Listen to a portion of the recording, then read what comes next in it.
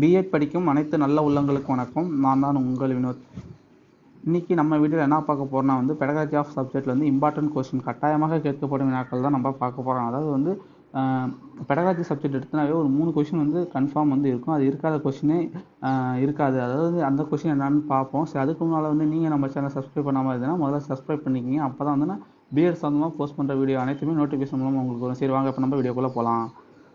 இப்போ பெடகாலஜி சப்ஜெக்ட்டில் ஒரு 3 கொஸ்டின் கட்டாயமாக கேட்பாங்க. அது என்னென்னு கேட்டிங்கன்னா அதாவது பெஞ்சமின் ப்ளூமின் இருக்கார்ல, அவரோட கல்வி கோட்பாடு கேட்பாங்க. அவர் ஒரு 3 இது சொல்லியிருக்காரு. என்னென்ன சொல்லியிருக்காருன்னா அறிதல் புலம் மற்றும் உணர்தல் புலம் மற்றும் உல இயக்கப்புலம், இந்த 3மே சொல்லியிருக்காரு. அதாவது இங்கிலீஷ் என்னென்னு பார்த்தீங்கன்னா காக்னன்டி டொமைன், அஃபெக்டிவ் டொமைன் மற்றும் பிசிக்கோ மோட்டார் டொமைன், இந்த 3மே அவர் சொல்லியிருக்காரு. இந்த கொஸ்டின் கன்ஃபார்ம் வரும். அதுக்கப்புறமேலுக்கு இன்னும் 2வது கொஸ்டின் என்னென்னு கேட்டிங்கன்னா லெசன் பிளான், அதாவது பாடத்திட்டம். ஏதாவது ஒரு பள்ளி பாடத்தை இப்போ 6வதுக்குரிய பள்ளி பாட தலைப்பிலிருந்து ஏதாவது ஒரு தலைப்பை எடுத்துக்கொண்டு அதில் பாடத்திட்டம் வரைகன்னு சொல்லி கேட்பாங்க. ஏதாச்சும் 6வது 7வது 8வது 9வது 10வது இதுக்கேற்ற மாதிரி ஏதாச்சும் ஒரு வகுப்பு, அதாவது ஏதாச்சும் ஒரு 8வது ஏதோ ஒன்று சொல்லி கொடுத்து அதுவும் நீங்களே அந்த ஒரு தலைப்பை கொடுத்து நீங்களே வரைகன்னு சொல்லி கேட்பாங்க. அது ரொம்ப ரொம்ப இம்பார்ட்டண்டான கொஸ்டின்.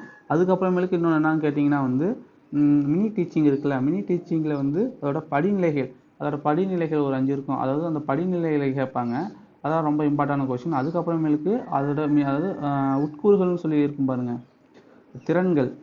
மினி டீச்சிங்கில் உள்ள திறன்கள், அதாவது அந்த சிறுநிலை கற்பித்தலோட உள்ள திறன்கள் சிறுநிலை கற்பித்தல் குறுநிலை கற்பித்தல் இருக்கும் பாருங்கள், அதோட திறன்கள் ரொம்ப ரொம்ப முக்கியமானதாக கேட்பாங்க. அதில் அவங்க நீங்கள் எல்லா திறன்களும் படிச்சுக்கிங்க, அதை உட்கூறும் படிச்சுக்கிங்க. ஏதாச்சும் ஒரு 2 திறன்கள் ஒரு திறன்கள் கொடுத்து கொஸ்டின் அதை எழுத சொல்லுவாங்க.